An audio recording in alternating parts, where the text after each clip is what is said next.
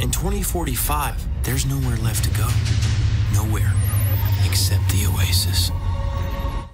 It was being touted as the main event here at Comic-Con 2017, and did it ever deliver? The Warner Brothers panel brought Ready Player One, Blade Runner 2049, and the Justice League to Hall H, including our first look at Aquaman. Here are 5 things to know from the Warner Brothers Comic-Con panel. First up, Steven Spielberg debuted the first trailer for the 80s-themed but future-set action-adventure Ready Player One. The director revealed that creating the virtual world took 2.5 years. The footage sees star Ty Sheridan as Wade Watts, teenager and gamer on a high-stakes treasure hunt in the all-encompassing video game Oasis, designed by the nostalgic, eccentric James Halliday, played by Mark Rylance. The Hollywood Reporter's Aaron Couch was inside Hall H for the big reveal. So Aaron, describe the crowd reaction to this Ready Player One trailer. Well, you have to remember, this is the first big thing we saw today. It's Steven Spielberg. It had Freddy Krueger, it had the DeLorean, and the biggest cheer of all was the Iron Giant, who we didn't know was in this movie, is going to be in it, and Spielberg confirmed he will be a big part of the story, so that was awesome.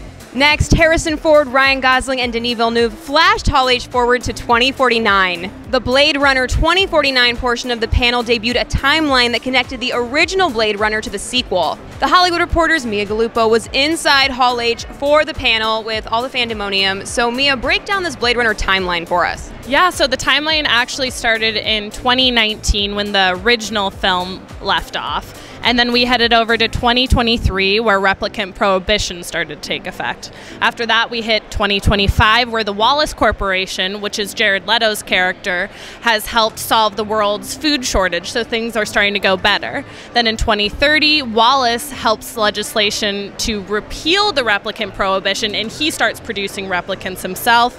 In 2049, 30 years after Deckard and Rachel escaped, Los Angeles has changed dramatically. There is now 2 classes in Los Angeles, the replicants and the humans. Next, it was time to unite the League. Aquaman himself, Jason Momoa, ran out and started high-fiving the crowd with a trident, of course. So Aaron, break down this Aquaman footage we saw today in Hall H. So we see 2 old men and they're fishing, and one of them catches his rod on something that makes the ship go very fast, their boat.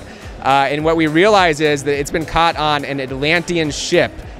We go under the water and we see it's basically Star Wars in the ocean. It's all these crazy futuristic ships. And then at the very end, we see Jason Momoa with a sword. He's looking buff, of course, and he says something kind of smart-alecky to the audience, and that's it.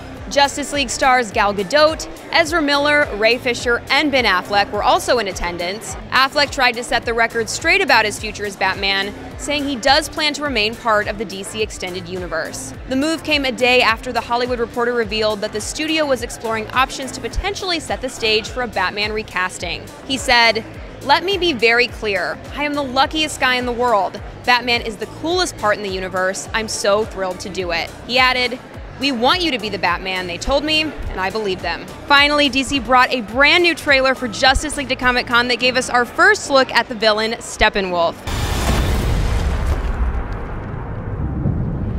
For the latest Comic-Con news, be sure to check out THR.com and stay tuned to THR News. Now, I want to hear from you. Which part of the Warner Brothers Comic-Con panel were you most excited about? Be sure to let me know in the comments. I'm Tiffany Taylor for The Hollywood Reporter News. This episode of The Hollywood Reporter News is brought to you by American Airlines, Hollywood's favorite airline.